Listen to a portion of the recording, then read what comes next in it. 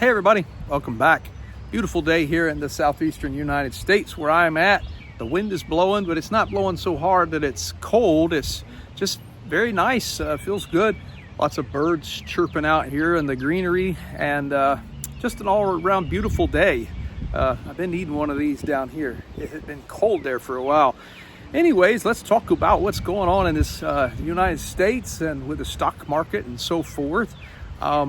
I think the main theme that I would want to discuss today is the term boycott.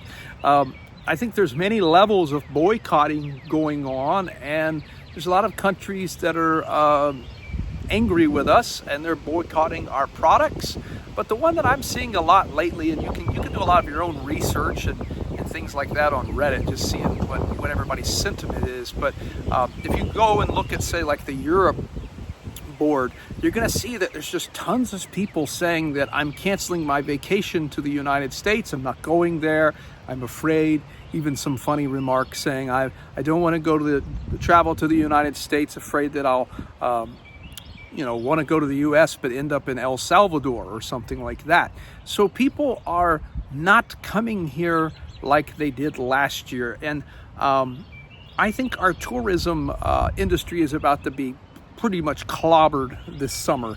I think that maybe some of the destinations like Disney World and places like that, they're not going to have a good summer because you can just see the sentiment. People are afraid of coming here. There's lots of reasons.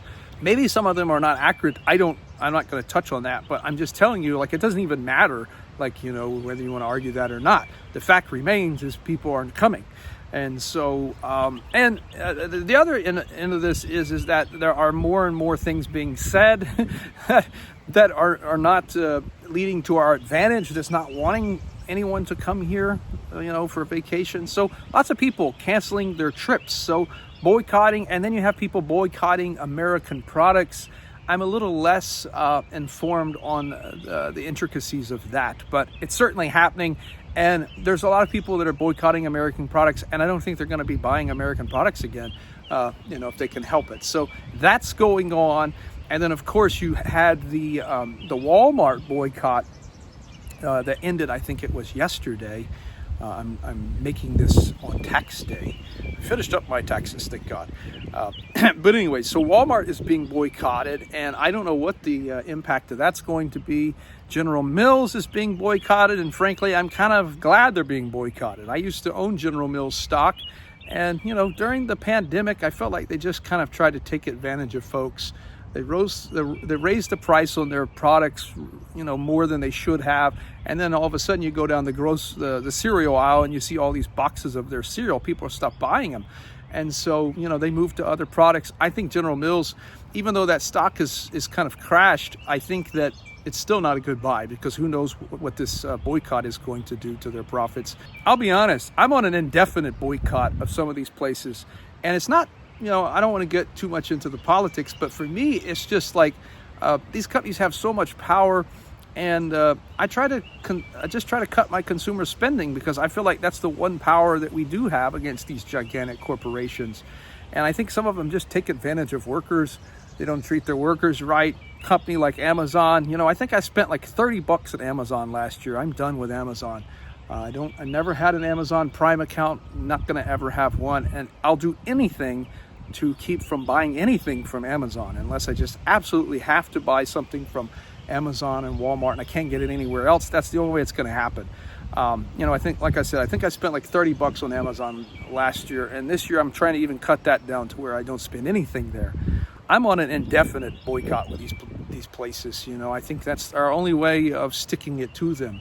And we should, because of what I'm going to say here in just a minute. And I knew this was going to be the case. I knew that when all this tariff stuff started, that it was just kind of, I don't want to say it's a show, but I do want to say that I kind of knew what was going to transpire before it happened. And the way I put it was, I'll believe it when they stick it to Apple, And so getting into that, what happens is they come out and say, well, this company and these products are going to be exempt from the tariffs. Apple, these semiconductor chips, and now auto parts. So, these large corporations, they're going to exempt from the tariffs, but the small man, the little man, he just gets clobbered by the tariffs. And I knew that was going to happen.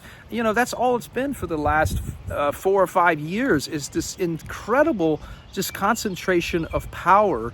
And that's what this tariff business is going to do. You can look on Reddit, you can look on the small business board, and you can see that some of these people are freaking out. They don't know what they're going to do with their business. Some of them are already firing people. They say, I'm done. It's not going to work. Lots of stuff is happening, and I just, I don't want to be some kind of conspiracy theorist, but one thing you can do is you can go take XLG and plot it over the top of SPY, or better yet, the total stock market, and you can just see how much like this concentration of market cap and concentration of power has just been happening ever since the pandemic, and it's unreal.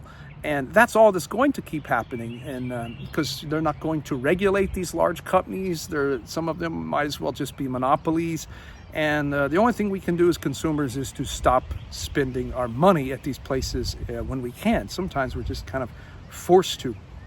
Currently, the S&P is 5.7% off of the 200-day moving average. NASDAQ is 8.2%. Mid caps and small caps are even worse. I haven't stopped buying, but at the same time, I'm not buying like large amounts. Like, I'm just buying small amounts of things like Regions Bank, Old Dominion Freight Line. Trucking stocks and bank stocks is what I've been buying just because they're down and I like the risk versus return. I'm not really buying index funds. I think that it's still overvalued.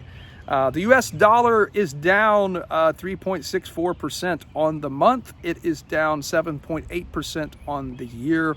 Sorry if I'm shaking. I'm just holding this, so you'll just have to get over it if you don't like it. If the US dollar busts through 99, look out below. And this is why gold is going up in price. I think we're into some serious trouble here. The US dollar is going down. Some of the prices are still going up. I went out and got some barbecue at a local restaurant the other day, and needless to say, my meal was more than it was the last time. Gas is staying about the same. Housing prices are not falling like I thought they would. I figured they would fall. Hey, look at there, the sun.